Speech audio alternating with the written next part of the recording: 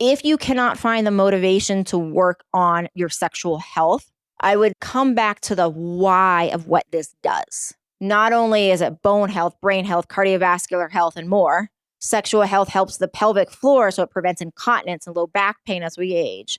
Plus, connection, feeling closer to your partner, stress relief. And so if I'm saying all these things and you're like, yes, I want more of that, use that as your motivation to start exploring this. Welcome to Salad with a Side of Fries. I'm your host, Jenn Trepeck, talking wellness and weight loss for real life. We're here to clear up the myths, misinformation, bad science, and marketing to teach you how to eat and how to cheat. Are you ready? I'm having salad with a side of fries. Hey friend, welcome back to Salad with a Side of Fries. I'm Jenn Trepeck, your host and health coach, here with you every week for Wellness Without the Weirdness.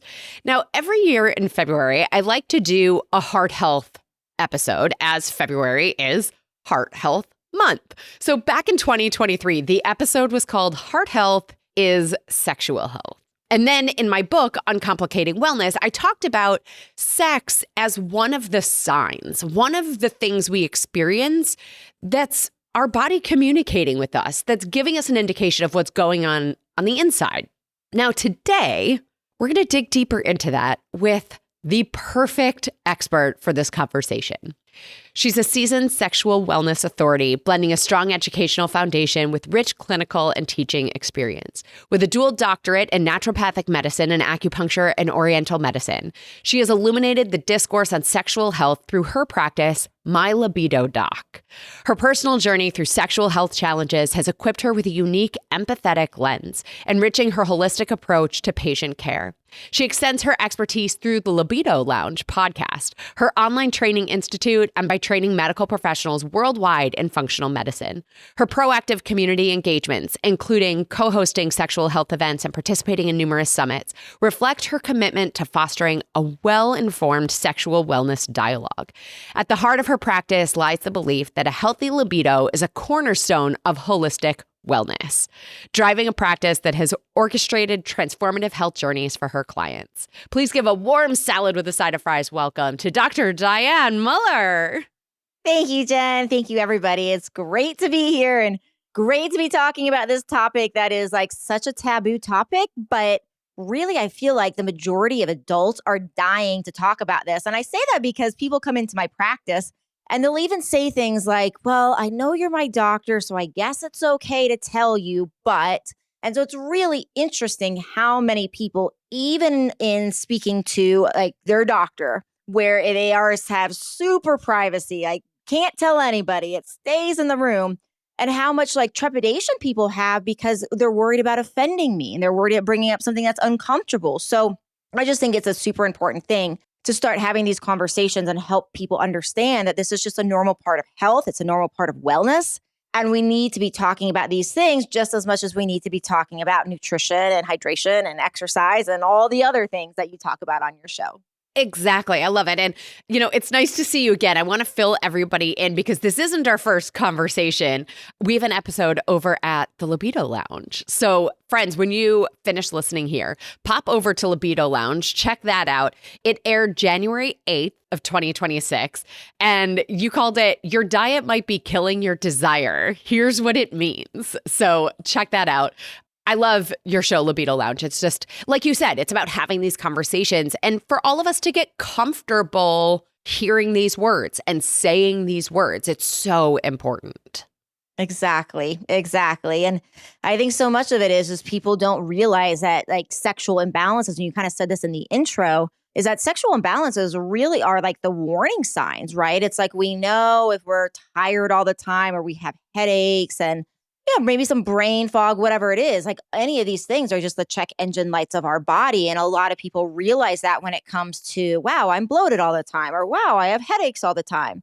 But when the libido is low, I think just because of culture and society, we just kind of put it into a separate bucket and oftentimes don't realize that this is an underlying sign of an imbalance. And it doesn't have to be something that has all this stigma and anything to it. It's just, oh, my body's out of balance. So what is my body trying to tell me? Because it's manifesting in a way where my libido is low. And we'll talk about what a healthy libido actually means, because I think that's useful. and people start realizing that, start taking the stigma off, it's like, oh, okay, a healthy libido means I am healthy. It means it's part of the healthy lifestyle, it's part of feeling at your best. So if that's not what you're noticing, if you're noticing your libido's down, there's your check engine light. There's your oil light.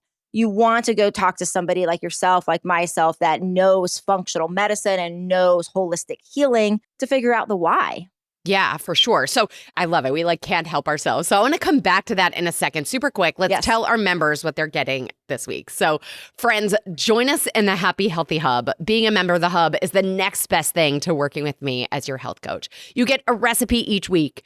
You get curated articles and additional discounts from me and our partners. You get interview episodes like this one in full video, including behind the scenes content, a community with the ability to post and comment on others' posts, plus access to the 24/7 Ask Me Anything, or AMA. This is where we can really target your specific questions or challenges. You can upvote questions, all the things. All this, by the way, is yours for just $12 a month, or pay the whole year at once and get 2 months free. So your recipe this week is for healthier chocolates. So this weekend, if you're listening right when this goes live, this weekend is Valentine's Day after all. And, it's a great time, although making your own chocolates is great anytime. These are awesome. It's 4 ingredients and then whatever toppings or mix-ins you want. So certainly better for you than the store-bought options. So to get this recipe, plus this episode in full video, access to our community chat, the 24/7 Ask Me Anything, go to asaladwithasideofries.com/membership. From there, you'll click subscribe now, follow the prompts to enter your payment info, create your login to access the hub and all your benefits. Remember, it's asaladwithasideofries.com/membership, or you can click the link in the episode notes because that's easy. Remember, this truly supports your health and this show, so we can keep doing this together every week. Okay, so Dr. Diane, you started to talk about how paying attention to our libido is so important, that it's giving us this check engine light. And so maybe the first piece is how do you even define libido? And to your point of how do we know if it's working well? It's a really important question. And this is a question that actually drives me nuts from a medical perspective, because in medicine, the way we define this is ludicrous. And let me tell you why. So first of all, low libido is not even a real diagnosis in medicine. We actually call it hypoactive sexual desire disorder. That is a mouthful. That doesn't even make any sense to anybody. But in order to get that diagnosis by your doctor, what you have to do is you have to say, hey, doc, I think my libido is low. I think my drive is down. And if you say that to your doc for a period of 6 months, then you get diagnosed with, oh, you have low desire. So if you're following me, you have to tell your doc you have low desire for 6 months in order to get a low desire diagnosis. But nowhere in the definition does it say low compared to what? Right? So people don't even think to bring this up because there's nothing even in medical literature that says, hey, this is normal, this is not normal. And so I define it for people based upon what we see from a standpoint of when sex goes down and the impact that this has on our body, the impact that this has on our relationships. So for those in a relationship, whether you're in a relationship now or someday you will be, this is a really important thing to know, which is we see surveys that talk about the health of a relationship and when people report being the happiest and feel like the most alive, feel the most connected in their relationship. And people that say they are super happy, they almost always say they are having sex at least once a week. Once it goes less than once a week, that's highly correlated in surveys with that happiness quotient going down. Of course, there's always the exception to the rule, but that is kind of like the standard thing that we see. So I feel like that is the minimum that people should strive for, is at least once a week. Now, then we have to add in the conversation around orgasm. And if you can't orgasm, I encourage you to listen to this because, first of all, if you can't, it doesn't mean you're broken. It doesn't mean your body doesn't know how. It just means you haven't figured out how yet. And that is something that is teachable, just like teaching you how to use a machine at the gym if you haven't worked out with a trainer or haven't worked out with weights before. All of this is teachable to your body. And so when we look at orgasms and we look at oxytocin, our orgasm hormone, and a lot of people will read online like oxytocin, love hormone, connection hormone, cuddle hormone. I can hug someone for 20 seconds and get a lot of oxytocin, or I can kiss somebody for 6 seconds and get a lot of oxytocin. Well, that's true. And your blood levels will raise 10 times or so for oxytocin when you are doing kissing or cuddling. But when you orgasm, it's more like 100 times that your blood levels raise, right? So it's substantially more. And so why is this important? Well, I will take us back to what I'm sure you've talked about on your show before, which is cortisol. So cortisol is, the buzzword. It's been the buzzword, I feel like, in science and medicine and weight loss for probably the last decade, right? It's like people think cortisol. When I ask clients and come into my office, like, what do you know about cortisol? The number one thing they say is belly fat. Right. Remember those commercials? Yep, exactly. So people generally know what cortisol is. It's a stress hormone. Too much is a problem. You can gain weight, can cause all sorts of problems. And so most of us are running around juggling career, kids, partners, friends, exercise, health, some combination of all of those things. Most of us are running generally on a lot of cortisol, unless we're so far gone that we're running on an empty tank. And so what's really important is self-regulation of cortisol, right? And so when we're actually talking about cortisol, a lot of people will be like, okay, work on your stress, work on your stress, work on your stress.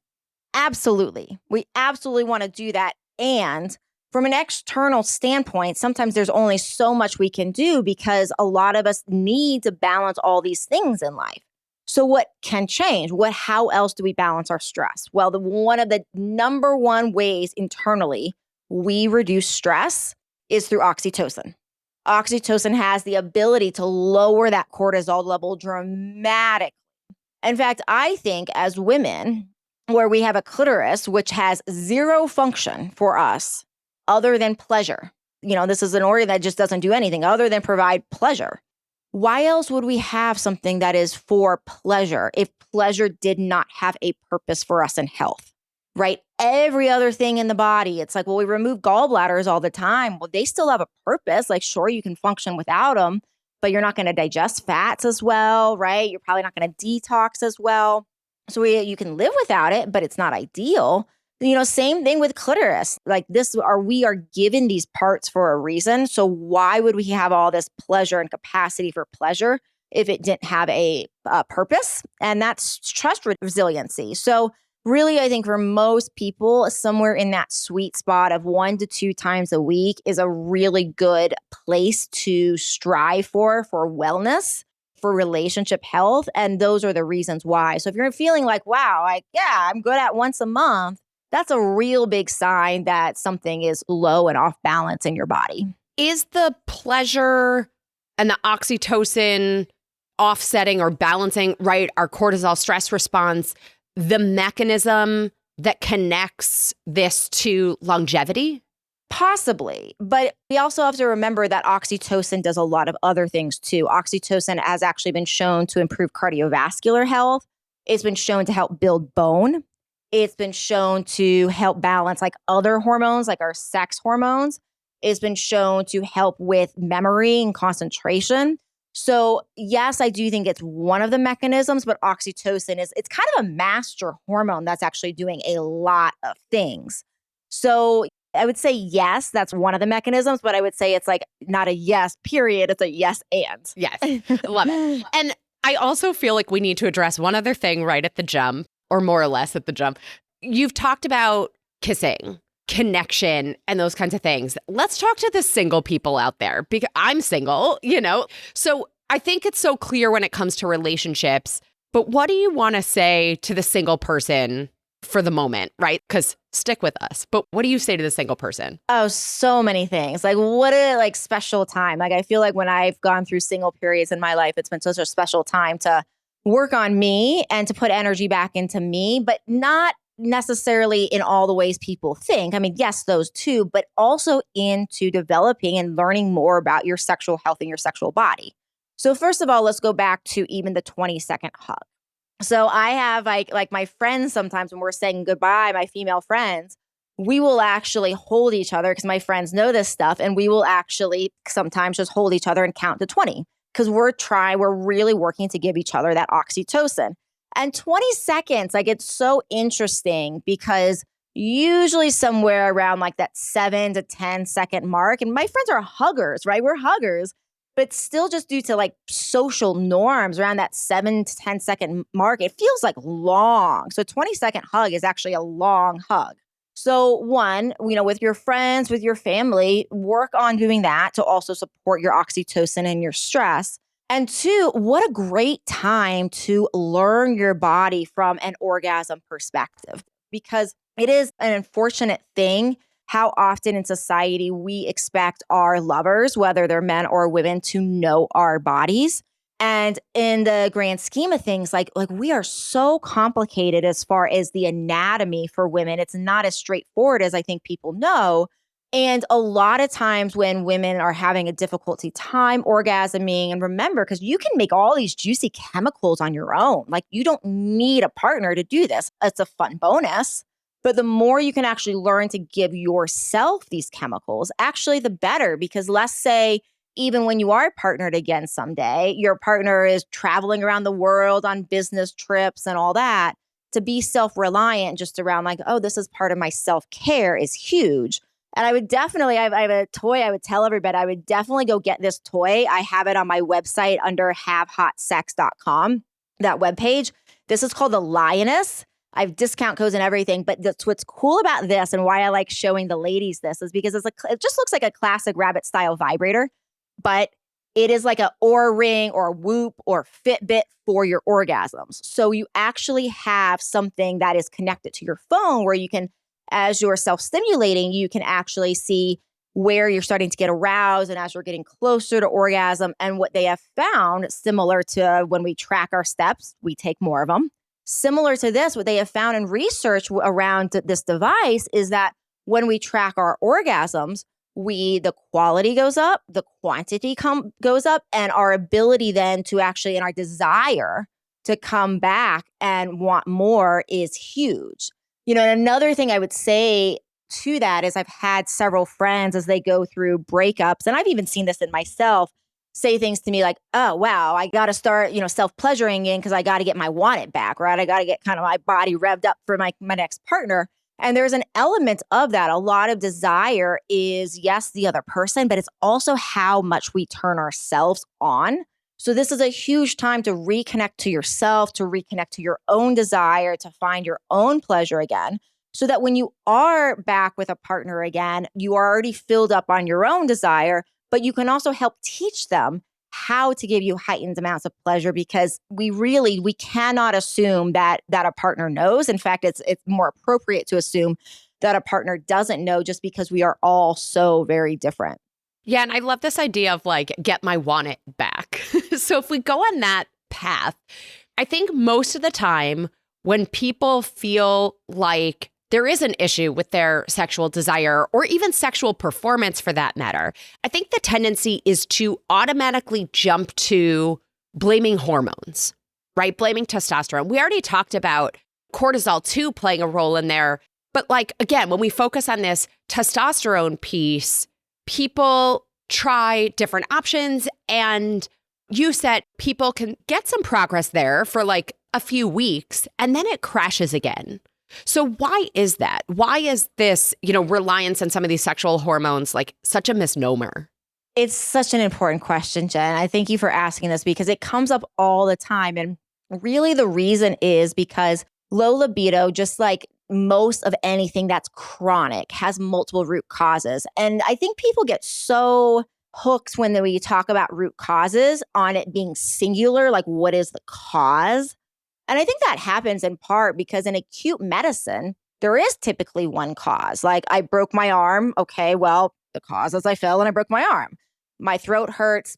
I got strep throat. It's because of the bacteria that causes strep throat. So we're used to that in acute medicine. Although even in some of those situations, like with strep, we could say, well, maybe I was run down and my immune system was down and my gut microbiome was messed up. So we could even still say, well, there was reasons why I got strep throat. But with chronic things and a libido scenario being more of a chronic imbalance, there's more than one root cause. So there's 3 big pillars that I outline in my work that are root causes. And one are all the physical things. So this is circulation, this is testosterone, this is estrogen, this is cortisol, pelvic floor health. on and on and on and on. And then there's a personal pillar, which is how well do I know my own body? Am I holding in some sort of shame, or do I have a self-confidence, a body confidence thing going on where I'm not actually able to be in my body and feel the pleasure and I'm checking out all the time? Those kind of things. And then the interpersonal, which is how well am I relating to my lover? How well can I ask for my wants, my needs, my preferences and desires? How well are we able to bring new things in and new ideas into the bedroom to keep things hot? So it's a giant puzzle or a giant pie chart, we could say, with maybe 50 different, I've never mapped out every possible root cause because there's way more than I even have learned at this point. We're always learning new root causes and everything in medicine. But let's say there's 50 roots, 50 pieces of a pie of this root cause problem. So anytime we introduce something like testosterone, the body initially sees it as a win, right? Where it's like, oh my gosh, this is huge. This is so different than I felt before I needed this. This was a critical piece of the pie. This was missing, and we get it. And all of a sudden the body is like, it feels the shift. But if there's a kind of a variety of 49 of those other pieces involved, and not everybody's going to have every root cause involved, right? So let's say there's 10 other pieces of the pie involved in the root cause of this picture. Well, now I've only solved 10% of the problem, and now the body just normalizes it. And so a lot of people will then say, well, testosterone didn't work for me, or estrogen didn't work for me. And if we're looking and we're actually measuring things in labs and saying, oh yeah, testosterone's definitely a piece of the picture, you need to be on it. We don't want to pull somebody off of testosterone at that point unless we're retesting and their testosterone's through the roof, right? That's why we also monitor. But we want to actually then say, okay, well, what are these other 8, 9, 10 pieces of the pie that are also contributing to this? And we got to add those back in before we're really getting to that change where it's like, oh, right now I'm thriving. Yeah, it's like so much of what we talk about. We have tools, and it's about using a combination of tools to make the progress. And I love this idea of putting these sort of underlying root causes into categories of physical, personal, and relational. So I want to dig deeper into that, sort of double click, if you will, and then we can break down some of the things for us to look at within each. Sound good? Yes, absolutely. Okay, great. So let's pause to highlight our partner for this episode, and we'll come back for that. Thanks to Kegel for supporting Salad with a Side of Fries. If you've ever sneezed, laughed, or coughed and peed a little, think about your pelvic floor. If you've ever resisted a certain exercise because you might pee a little, or because you don't feel quite so balanced, think about your pelvic floor. If you've ever held in your elimination, number 1 or number 2, and then home later had a hard time going, think about your pelvic floor. What's most interesting about all of these scenarios is that they're not only about women, and they're not even only about people of a certain age. I know kids who have those bathroom challenges, and men too, for that matter. And for the ladies, it's not just about having a baby or after having a baby that we might want to think about our pelvic floor. And sure, we've been told to do Kegels, but how often do we really do them? And other than squeezing, do you do anything else? Because it turns out that there is a whole lot more to a Kegel. And that's why I love Kegel. They have gamified Kegel exercises with their device and their app. So you play games on the app while using the device, and it's biofeedback in action. They have a device that you insert, and then they also have one that you sit on so that it works for kids, male and female bodies. Friends, I can't even tell you how important pelvic floor health is, and pelvic floor dysfunction is not inevitable. So like I said, Kegel uses gamification, biofeedback, and progress tracking to help us add pelvic floor exercises to our routines, which means sexual health support, digestive health support, and so much more. These are truly quality of life factors and healthy aging. So go to kegol.com, KGOAL.com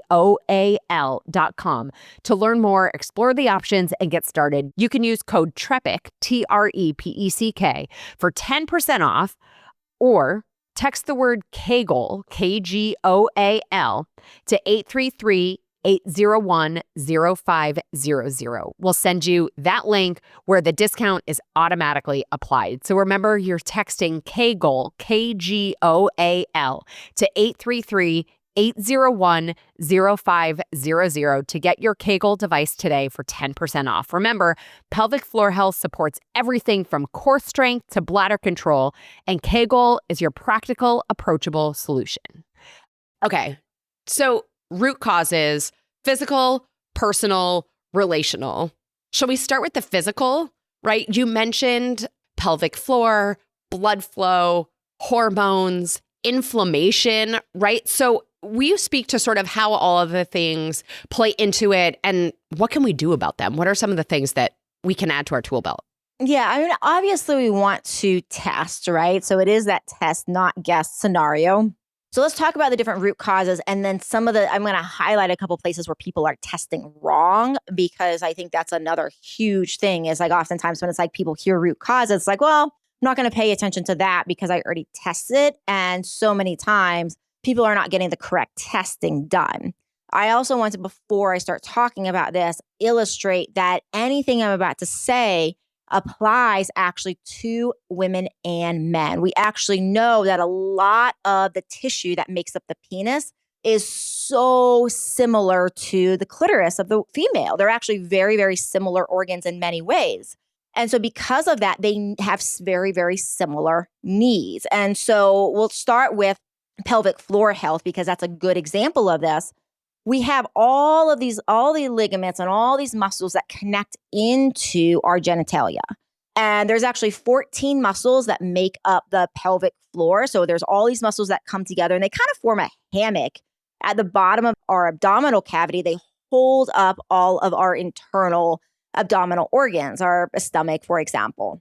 And so these muscles then also connect into our genitals. And so they actually influence how our genitals respond. They influence the movement of that genital tissue. They influence the contraction, the elasticity, the relaxation.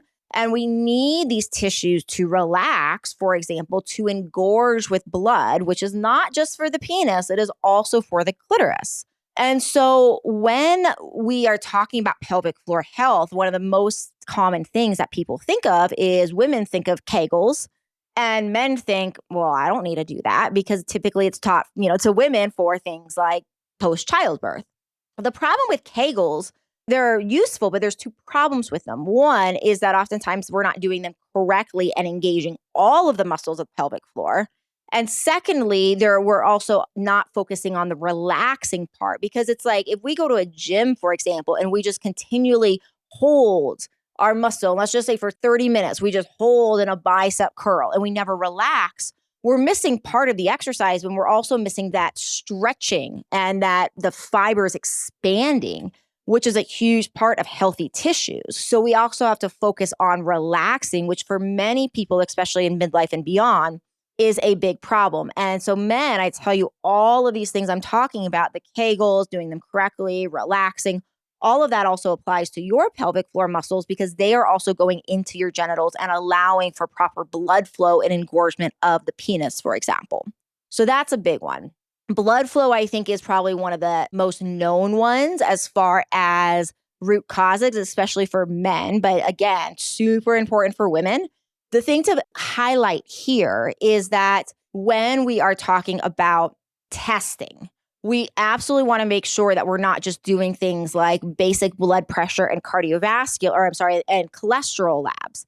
Cholesterol labs are not really telling us about the health of the arteries unless you get something like an apolipoprotein B. That test will tell you if there's more about plaque on the arteries, but you really want to consider getting ultrasounds of your arteries, doing calcium scores, because they can tell things too about like different types of plaque and how likely you are to have true problems there. That is all related. And remember, if you're finding that as a man, your tissue is not engorging correctly, if there's a level of ED, or as a woman, if you're finding yourself not lubricated fully, which is a sign of lack of engorgement, that is not just a vascular problem to your genitals. It's a vascular problem to your whole body. So in men, there's like this great device too, I'll tell you about, which is the penis pump. Not all of them on the market are the same, But this is an amazing, amazing tool. It's been shown to actually improve blood flow to the penis, to make the penis longer from 1 to 3 inches. It improves girth. And I have 2 different sizes. It sits on the penis. There's a device you kind of put up at the top. They have tons of different sizes to fit you exactly as far as the exact girth you need. Amazing for healing and getting blood flow to the penis and actually healing that part of the problem. Beyond that, thyroid is always an important thing to mention. Thyroid is another thing that oftentimes we're not doing good root cause tests for. So making sure you're testing. The number one thing I find that people are missing from their test is something called reverse T3. And if you have a lot of reverse T3, which the lab range is typically 9 to 24, right? So it's a wide range. I have found anything above 10 is a problem. So you're still very much in range. And what reverse T3 will do is block regular thyroid from working, from having any impact on your cells. So you can do all the other thyroid tests and be like, I'm great. But if your cells can't use the thyroid because it's being blocked, you basically have low thyroid. And the number of times somebody comes in with like a 15 of this reverse T3 and it's still in range, and we put them on thyroid and it's like, oh my goodness, like libido turns back on, the brain turns back on, energy turns back on. And it's just missed over and over and over again. Obviously, the hormones, the cortisol, the stress, like we've talked about. Another huge one is neurological inflammation, because again, it's like we have to think about everything that's happening to the genitals, and the genitals need good muscle contraction. They need good blood flow. They need the hormonal output, right? They need the proper relaxation and stress, all these things, but they also need the neurological system to signal them. So if we have an abundance of things like toxins in our body, right? If we have various types of infections that it can impact the nervous system conduction to the genitals, all of those things can play a role. So quite a few things here. There's more things too. We could even talk about like the gut microbiome. I know you talk about so much of that on the show. We know more about the vaginal microbiome than we do the penile microbiome. For the vaginal microbiome, we know that the gut actually stores the bacteria for the vagina. And so a lot of the health of the vagina, if it's like going to be lubricated, if it's going to feel good for sex, if the tissue is going to be strong, the microbiome has an impact on that. And if the microbiome of the vagina gets off, or are we losing some of those bacteria that keep it healthy, well, we actually move healthy bacteria from the gut to the vagina to restore that population. So people have parasites, small intestinal bacteria overgrowth, leaky gut, food sensitivities, these things that are actually impacting the microbiome that could actually impact the vagina as well. Yeah, it's so interesting because again, even as we're talking about all these things, it's reiterating and reinforcing how much this is an indicator of what else is happening in the body, which I so appreciate. And I want to refer everybody a couple things. One, because you've held up a couple devices and toys and things like that, I encourage everybody to become a member so you can see this in full video. And 2, we also had an incredible episode thanks to Kegel. And so for more on exercises and understanding that relaxation piece, you can go back to that. So in addition to the testing, as we sort of wrap up this physical piece, are there certain tools, like even supplementation wise, right? Like nitric oxide or arginine, like what are some of the things that people might say, hey, I already have this in my cabinet, or I can easily sort of add this into my tool belt now? Yeah, I mean, when we're talking about blood flow, right, we're talking about the need for the vessels in part to be properly dilated to get the blood to the tissues, which nitric oxide is a molecule that does that causes that vascular dilation, that relaxation. And so a lot of people will supplement with arginine as a precursor to that nitric oxide. One of the challenges, though, is arginine is actually not that well absorbed from our gut. So even better, like oftentimes, like we want to get as close to that molecule we're trying to create as possible, right? So like arginine makes nitric oxide. So it's like, oh yeah, let's give that because it's like real close to that conversion. But here's the thing, citrulline turns into arginine, which turns into nitric oxide. And so even though it's a little farther away from like that, where that endpoint where our goal line is, we do absorb citrulline much better from the gastrointestinal tract than arginine. So some products will do things knowing this, and do combo products where it's like a little bit of arginine and a lot of citrulline. So what you can absorb of that arginine is quickly converted. So that can be a good idea. But I'm definitely a little bit of a bigger fan of the citrulline just because we see that quicker conversion. I always think of beetroot extract. Yeah. Yeah. For nitric oxide. Absolutely. Yeah. That's absolutely something you can do. Other things you can do too that are just like relaxing to the blood vessels, magnesium, potassium. People get really weird about potassium, and rightfully so, because there's studies around heart problems when people were given too much potassium, but all the studies were IV studies. So yeah, you do want to be careful about potassium, but the studies out there are not on oral dosing. And a lot of people are pretty deficient in potassium, and smallish doses, 99 milligrams for a lot of people. Always ask your doctor, of course, right? Because it's unique to your own body. But, talk to your doctor. And for a lot of people, 99 milligrams is a pretty safe dose for most people, even too low of sodium. So a lot of people think high sodium, big problem, but low sodium is actually a big problem on your blood vessels as well. So you want that sweet spot. So what we're talking about is kind of like that electrolyte cocktail here. So all of those things are really good. Obviously, movement. And another thing is we want to increase vasoendothelial growth factor. So that is VEGF for short. What this molecule does in your body is it causes your body to grow new blood vessels. So blood vessels and like your little tiny micro vessels called the capillaries, if they've gotten damaged and your body has not repaired them to the level, increasing VEGF is a really great way of causing your body to grow new blood vessels and therefore help bring more blood to your tissues. There's one study I found a long time ago on cacao, on raw, good quality chocolate, improving VEGF. I looked at one point extensively and could not find any other foods that could do that. So if anybody ever finds any, please do let me know because I want them on my list. But one of the best things for improving VEGF is hypoxia, when your body gets into a state of not enough oxygen. So either through exercise where you're doing like high intensity, you're sprinting for 30 seconds, getting your body into that a low oxygen state, different types of breath work, like holotropic, if anybody knows holotropic breath work, where you're almost like you're doing this really intense breath work where you're almost like hyperventilating a little bit. Other types of methodologies out there for breath work have that as well. But you're getting a little bit of that hypoxic type of thing due to the quickness of your breathing. That could potentially do it. So those are some other ideas as well. Love it. All right. So let's go to the personal barriers. And it's interesting on this one. In my mind and in the work I do, there's so much around body image and shame.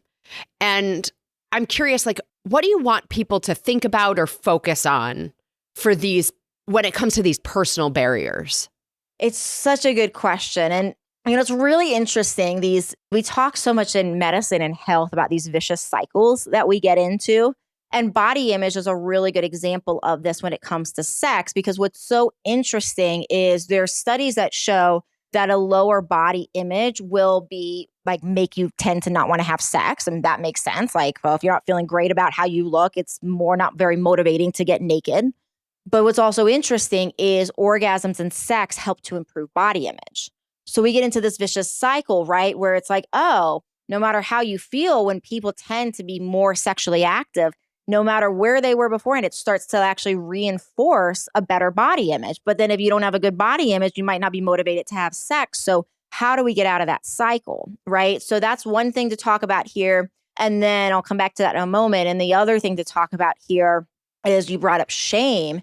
And I look at shame the way a lot of people in the therapy world look at trauma, where it's they're in trauma, people talk about big T and little t traumas. So I really look at shame as big S and little s shame. So there's the big S shame where it's we get, say, publicly humiliated by something, right? Where it's anybody would experience shame, and it's very obvious. And then there's that little s shame where it's maybe we were making out with somebody and they stopped suddenly and said something funny to us because they had something on our mind and we thought it was about us. And all of a sudden we start shaming ourselves around I'm not good in bed. I'm not, oh my goodness, they were turned off by me. Any of those kind of things. So those are more those small little less shames that oftentimes with shame, those are the things that get missed because we don't realize we're doing them because they're so micro. So with the whole body confidence things, one of the biggest things I have found is that when we are more present in our body with movement, people tend to be more confident in themselves. And this is so interesting. This is like one of the first things when I really started realizing this, I got into these sensual dance and pole dancing classes for a while that were very private, right? So it was all just females only in a room. It was taught in a private place. You couldn't see, anybody couldn't see in. And it was just basically all self-expression. And so we'd be dancing, one person would be in the middle and there'd be instruction and everybody would be watching and kind of give feedback around, oh, this is where it seemed like you're maybe not fully in your body. You held your body here when you were in that movement. And it was cool to get feedback to be like, oh, this is where I'm not allowing myself to totally feel. And what was so interesting about these classes is women were from anywhere from their 20s to their 70s. They were anywhere from petite to very, very, very voluptuous. And it does not beauty. What I realized was not related to age or shape or size. You could see somebody that was like what Hollywood would classify as like the pinnacle of beauty, but felt awkward in their body and the way they moved. And they did not look anywhere as beautiful in their movements as somebody that was very opposite what Hollywood would call as beauty and was completely embodied in themselves. So it's such a good teacher and watching these women for, oh, it's all about how we claim ourselves. And I'm a big fan of like honestly, and I hope I might offend people, but that's just okay because I think it's important to say, I'm not a big fan of healthy at any size. I do think there's enough research. Yeah, there's enough research on, hey, there's problems that come when we are certain sizes and carrying this body weight and all these other things. And that being said, I am a huge fan of feeling and embodying beauty at any size. And so we can feel confident in our body and still try to work on making sure it's like as healthy as possible, our blood sugar's balanced and our joints aren't having problems because we're carrying so much extra weight. And at the same time, doing practices where we are actually moving our body and feeling our body more, becoming more alive. And dance for me was a huge thing, but I think any movement practice can really help with that. Yeah, I love this idea. Actually, my meditation coach talks about this a lot too, in terms of putting music on and dancing and being in your body in that way. And music can help. And she also talks about even, touching, like when you're even putting lotion on your arms or your right, like paying attention to touching our bodies and touching our skin and feeling touch, even if it's in the course of our everyday activities. 100%. And that's actually a good transition into the shame component, because one of the things that I have realized that happens with shame when we have like micro traumas and micro shame, and of course also with big ass shame as well, is most of the time if there's shame around something, especially when we're talking about sex, we tend to dissociate. So if you're finding that like, oh yeah, like every time somebody touches your breasts as a woman or your genitals as a man or a woman, all of a sudden your mind wanders. That's a really important thing to pay attention to. And some level of like, we are, especially women, we are amazing multitaskers. So it is very normal if you're in bed and all of a sudden like your brain just like leaps out and you're like, oh, wow, I was just like randomly thinking about the groceries for a second. So what I'm talking about, right? Because just like with meditation, when your mind wanders and you're like, wow, groceries, you realize your mind wandered and you're like, oh, right, I'm back to the breath or the mantra or whatever it is. And the same thing is true with sex. But if you're finding that it like the dissociation is big and you're not finding your way back, and every time you make your way back, you're almost like dissociating again. That's what I'm talking about here. So one of the ways is like, the body keeps score, right? And so one of the ways back to healing from this is figuring out in part where this is living in the body. And so if you're, starting like some of the shame processing that I have done with myself and that I teach others, is you can start with this with your own practice, like through just like the lotion, the daily things, but also putting lotion on your breast, putting lotion on your chest, putting lotion on your belly, putting lotion on your inner thighs, right? All of this. And pay attention to if you're able to stay present with that. And sometimes you are with yourself, and the moment a partner comes along, then you're not. And so the idea is you want to basically like go as far as you can in, say, a touch practice when you're still able to stay present with it. And then you want to breathe. And what you're doing with slow breathing, if you're with a partner, this is where you can ask them to say certain things to you that might feel calming. And what you're doing is you're teaching your nervous system by breathing slowly, engaging that parasympathetic. You're teaching that this act is actually safe, because somewhere in that neurological system, somewhere in your body, there's this memory of like something about this is triggering something that feels unsafe. So you can't be there. And so you start to just kind of inch closer and closer and closer. Like, okay, now I'm safe with this level of touch. I can stay in body. I can stay present. Continue on. Okay. Oh, there's something again. And this is, I'm explaining this like it's a 2-minute process. This is a multi-session, oftentimes many months process, oftentimes depending upon how deep this is lodged, how long it's been going on and all of that. But it's a really cool way that we can actually use sex and intimacy to deeply heal beyond just even the pleasure. Yeah. And I think that brings us to this relational piece. In all of your experience and the research, what have you come to understand about this relational piece? And maybe how can we help people start to have these conversations when they do feel so uncomfortable? Yeah, I think that the thing that I've learned is that what happens inside the bedroom is actually a really big reflection for outside the bedroom and vice versa. What happens inside the bedroom is oftentimes a magnifier. It's a magnifier that if we're feeling in the state of love with a partner, it magnifies the love, right? And if we're feeling a state of embarrassment or awkwardness or distance, it actually can magnify that. And I think that's why sometimes people avoid it, right? Because it's putting that magnifying glass up, and it can oftentimes be uncomfortable and awkward. Surveys have shown that 92% of people that report having very satisfying sex lives talk about it. 92%. And they're talking about all sorts of things, right? What they like, what they don't.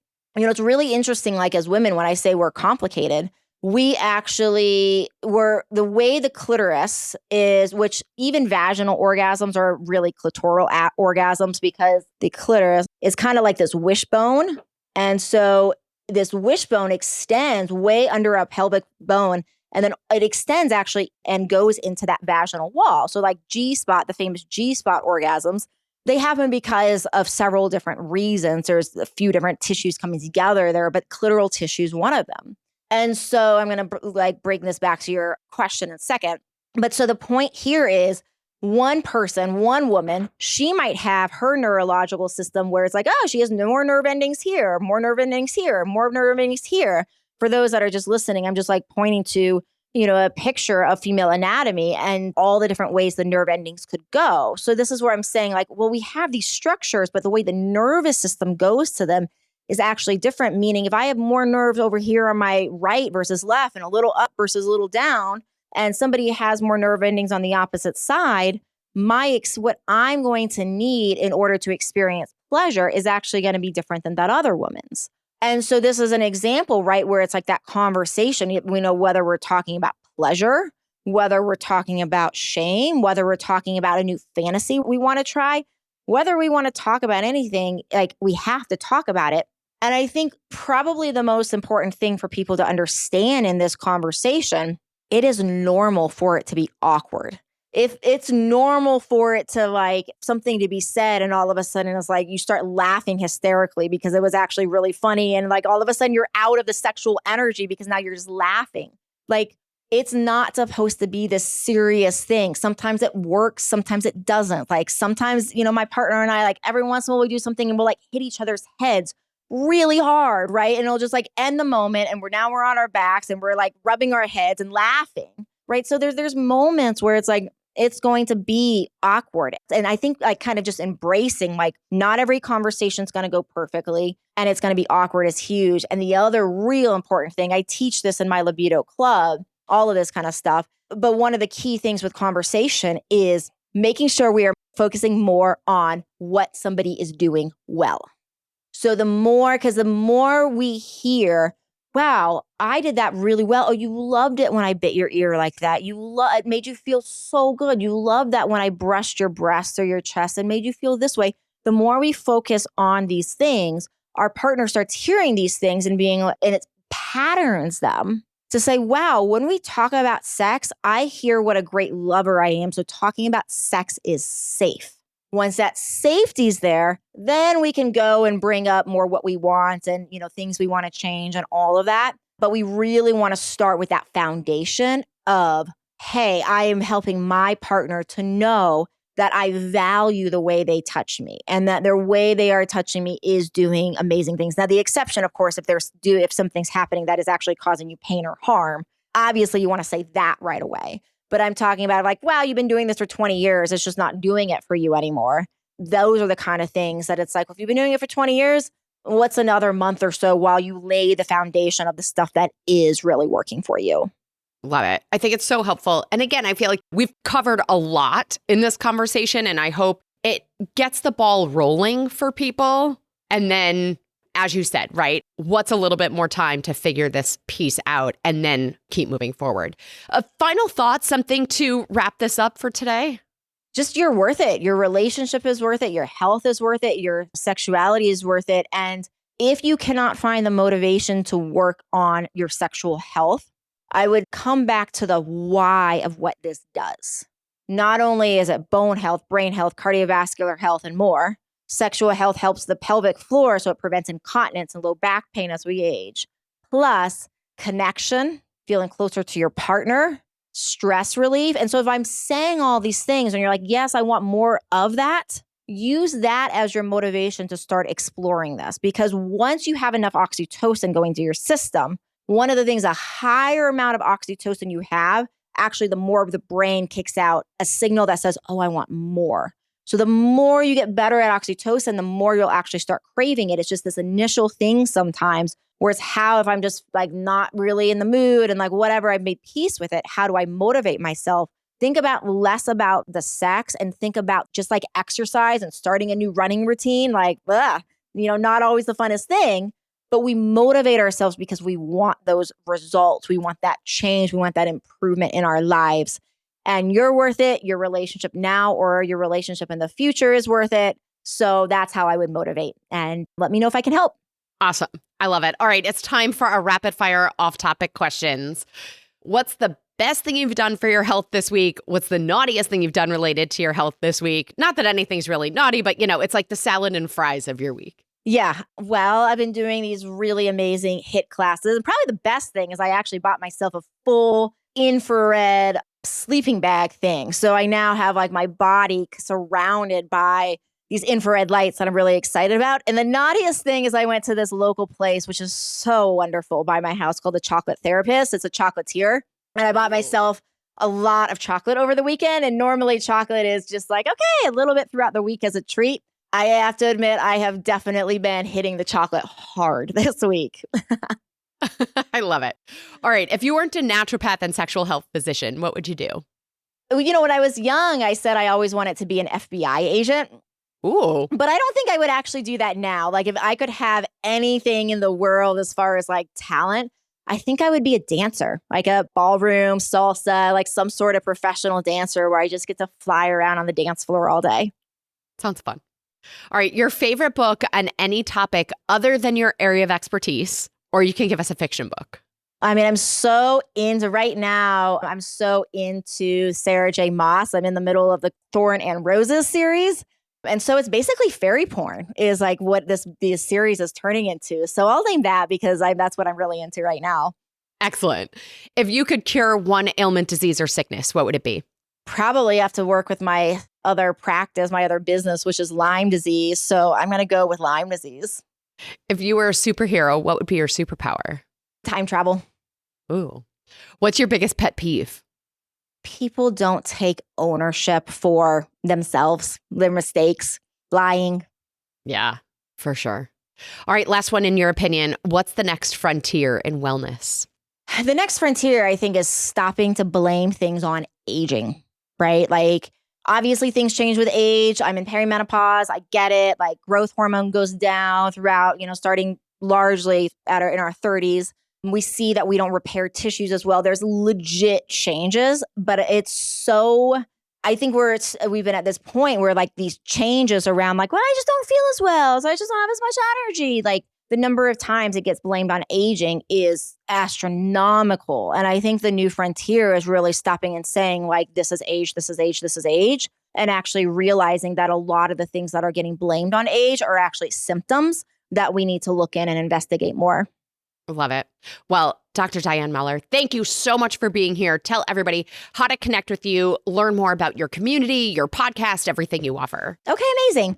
So a couple things, guys. So anything I mentioned today, you can find those toys plus discount codes plus a ton of free giveaways all on my website at havehotsex.com. So if you go to havehotsex.com, you'll find all that, freebies and more. And then I have a newly released best-selling book called Want to Want It. So you can find that on the same page at havehotsex.com. And so that would be where I would start with any of my content. I have podcasts and all that. You'll find that on my website. But just for easiness, I would just go there, look at the devices, download some of my free content, and it's a great place to get started with me and my work. Amazing. I love it. Appreciate how you talk about things, how you approach this, and really take that holistic view. So thank you for being here. Thank you for having me, Jen. Absolutely. All right, friends. On Friday in this week's bite-sized bonus episode, we're talking about Okinawan sweet potatoes. So these are the ones, they're like white, sort of beige on the outside, bright purple on the inside. Truth be told, I never met a potato I didn't like.